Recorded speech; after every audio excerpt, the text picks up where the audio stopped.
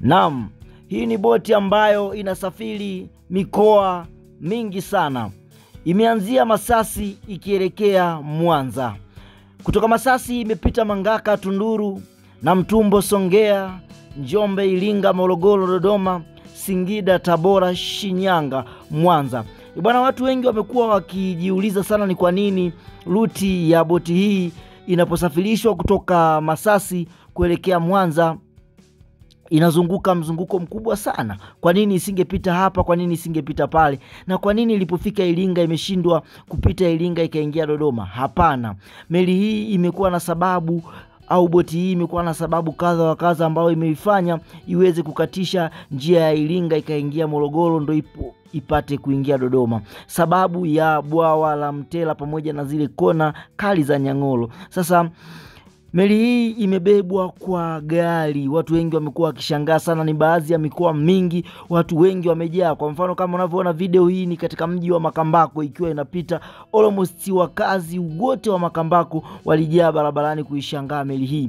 Ni meli ambayo imeacha historia kubwa katika mikoa mbalimbali, imetunza utamaduni wa jamii. Sasa mpenzi mtazamaji, kama unavyoona hii ni meli ambayo inasafiri barabarani mpenzi mtazamaji, na ni ambulance ya wagonjwa ambayo imetengenezwa Masasi ikielekea huko Mwanza. Watu wengi sana wametamani kuiona, na ilikuwa ni moja ya kitu ambacho kimekuwa kama utalii, kwa sababu ni kazi sana kwa nyanda za juu kusini kuona boti kama hizi. Watu wengi wamejaa, watu wengi wameshangaa, na hata ilipofika Tunduru watu walijaa sana mpenzi mtazamaji, hata ilipoingia Namtumbo, na kitu ambacho kimekuwa gumzo sana baada ya kuingia Songea pamoja na Njombe. Furaha ya hii meli imekuwa ni kubwa, kwa sababu inasemekana mpaka watu wa Njombe wameikodia mpaka mziki, wameifanyia na sherehe, wamecheza na kuishangilia meli hii. Ni kitu ambacho kimeiacha historia sana Tanzania, na ni meli ambayo kwa sasa bado inaendelea kutembea.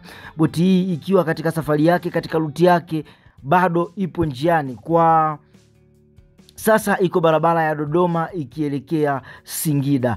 Endelea kufuatilia video hii, usisahau kulike, kucomment na kushare na kusubscribe. Ni meli ambayo imeacha historia, ni meli ambayo imeacha ukubwa na kuitambulisha Tanzania yetu. Sasa ikizidi kuchapa moto, ikizidi kuonesha ukubwa wake, ni meli ambayo imeshangaza watu wengi. Ni kitu ambacho kigeni sana kwa Watanzania wa leo, ni kitu ambacho ni kigeni sana kukisikia kwa Watanzania wa leo, lakini watu wengi wamependa kukiona. Kitu ambacho cha kipekee unatakiwa kukijua katika meli hii, endapo inapita umeme unakatika na watu wanakosa umeme. Watu wengi wamekuwa wakilalamikia hili. Hapana. Meli hii inapopita au boti hii inapopita popote pale ni kubwa, kwa maana hiyo nguzo za umeme inahitajika umeme uzimwe ili iweze kushika watu waweze kuipitisha meli hiyo.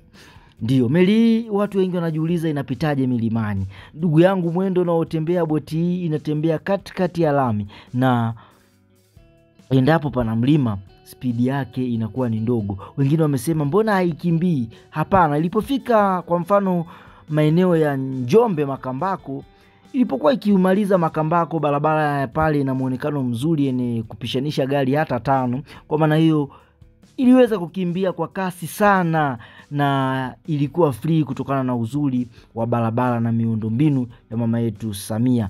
Kwa maana hiyo hii ni boti ambayo itaacha historia, itaacha pengo, kwa sababu mkusanyiko mkubwa